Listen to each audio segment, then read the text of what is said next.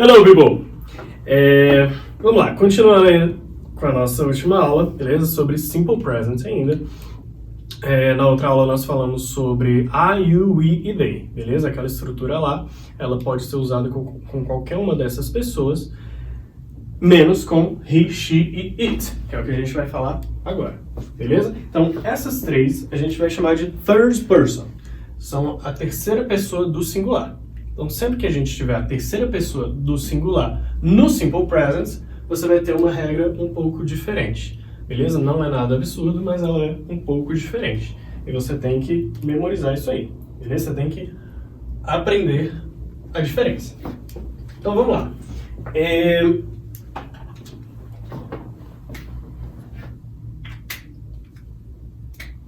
Na primeira aula, nós fizemos a seguinte frase. I work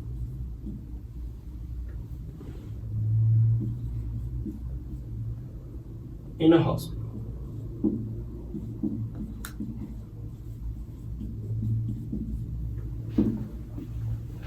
E nós vimos que nós temos que usar o quê? O verbo auxiliar, que é qual?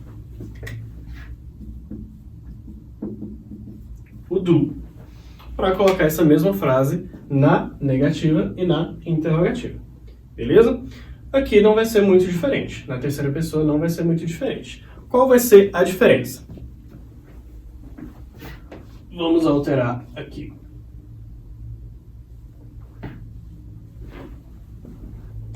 Então nós vamos usar, por exemplo, she. Já mudamos a frase para a terceira pessoa, beleza? Só que não basta você apenas mudar o sujeito. Você vai ter que mudar alguma coisa na frase, beleza? Essas mudanças geralmente acontecem no verbo principal da frase. Tá bom? Então, por exemplo, she work in a hospital. O que está faltando nessa frase? Essa frase está faltando a flexão do verbo work. Ao invés de work, a gente vai ter works. She works in a hospital. Beleza? Então, o que acontece? Sempre que você tiver terceira pessoa do singular no Simple Present, você tem que acrescentar o S ao verbo principal da frase. Beleza? Então vamos lá. She works in a hospital. Vamos fazer outro exemplo aqui, só para a gente não usar só a mesma frase em todo o vídeo, né? Então, he. He, e a gente pode usar qualquer outro verbo. A gente pode usar, por exemplo, play. Então, o verbo play, você vai acrescentar o que nesse verbo? Você vai acrescentar o S. E aí a gente tem que colocar o que depois? A gente tem que acrescentar ainda um complemento. Então, he plays pode ser o que ele joga, pode ser quando ele joga, pode ser, enfim, qualquer coisa. Então, he plays volleyball, por exemplo. He plays volleyball. Essa frase está na afirmativa. E está conjugada certinho, tudo bonitinho, tudo certo de acordo com a terceira pessoa do singular. Tá bom? O que acontece?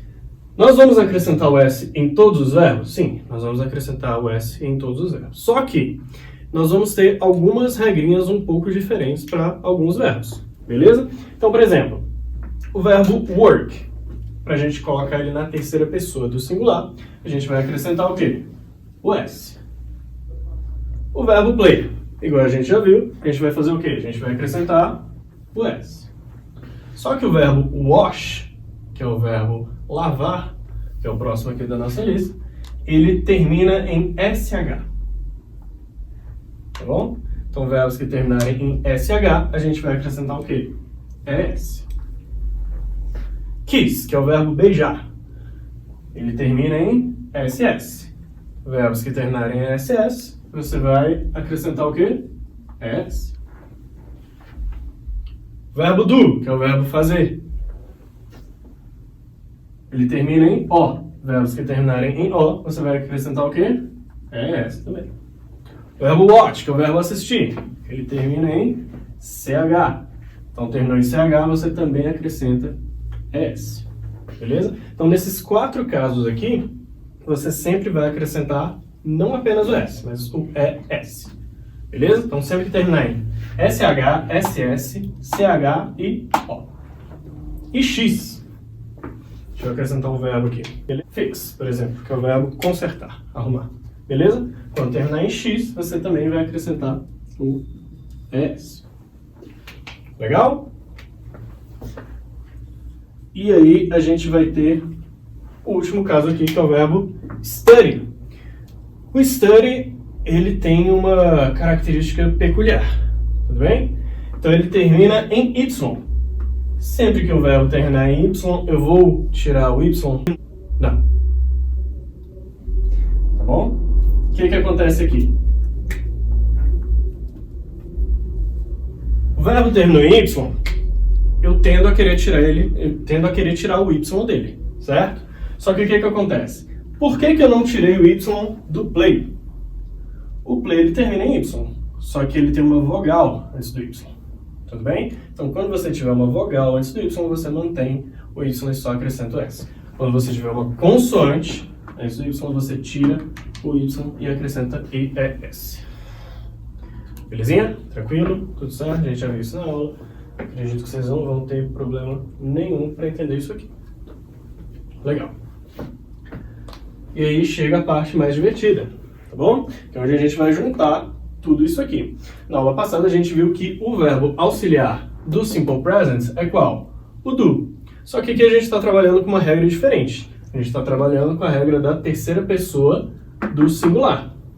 Então a gente já viu que todo verbo, mesmo sendo auxiliar, se terminar em O, você tem que fazer o quê?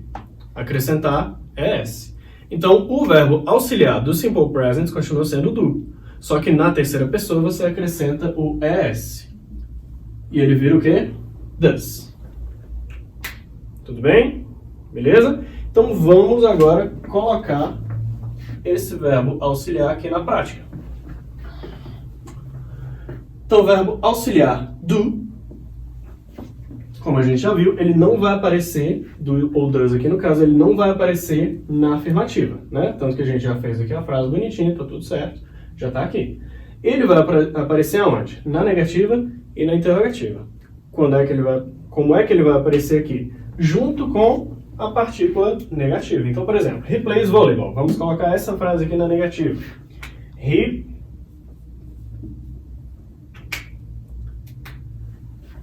does mais o not.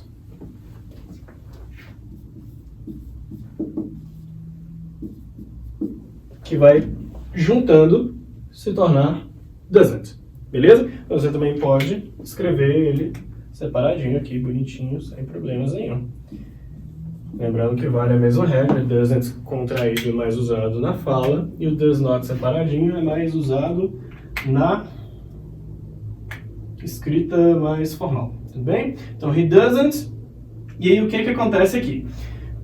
O verbo principal, na terceira pessoa, ele tem o S, ele tem que ter o S, na afirmativa, tá bom?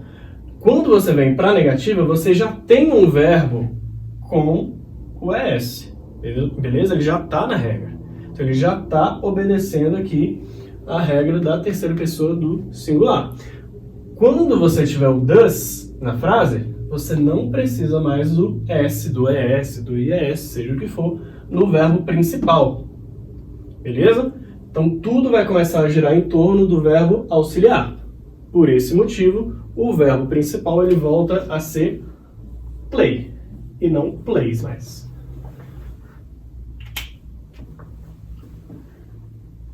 Por causa do ES, do verbo auxiliar. Então, he doesn't play.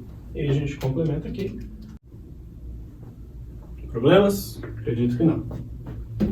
E aí, nós vamos ter a nossa última estrutura aqui, que é a da interrogativa. Então, meus queridos, na interrogativa, a aula passada a gente viu que a gente tem que começar com o verbo auxiliar. Então, o verbo auxiliar aqui desse tempo é qual? O does. Então, eu vou começar com does, logo depois eu tenho que ter o quê? O sujeito da frase. Nesse caso aqui, o nosso sujeito é quem? He. Então, eu vou colocar aqui. Does he. O verbo principal, play. Eu já tenho o ES no verbo auxiliar. Eu não preciso acrescentar o ES no verbo principal. Então, eu vou colocar como play. Does he play? E a gente complementa aqui com o voleibol.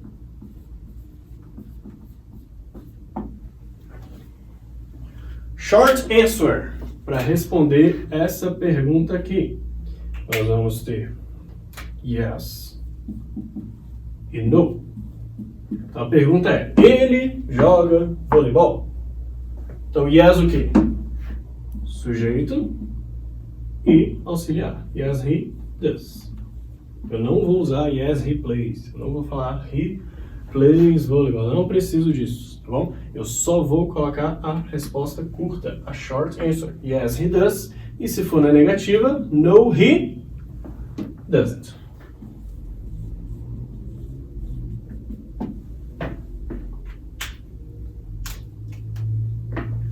Recapitulando, verbo auxiliar do simple present, do. Por que ele vira does? Porque a regra da terceira pessoa diz o quê? Que quando você tiver o verbo que termina em O, SS, SH, CH e X, você vai acrescentar não apenas o S, mas o ES. Por isso que o verbo vira does, beleza? Na afirmativa eu não preciso usar o verbo does. Por quê? Porque o verbo principal é que vai levar o S da regra aqui do simple present.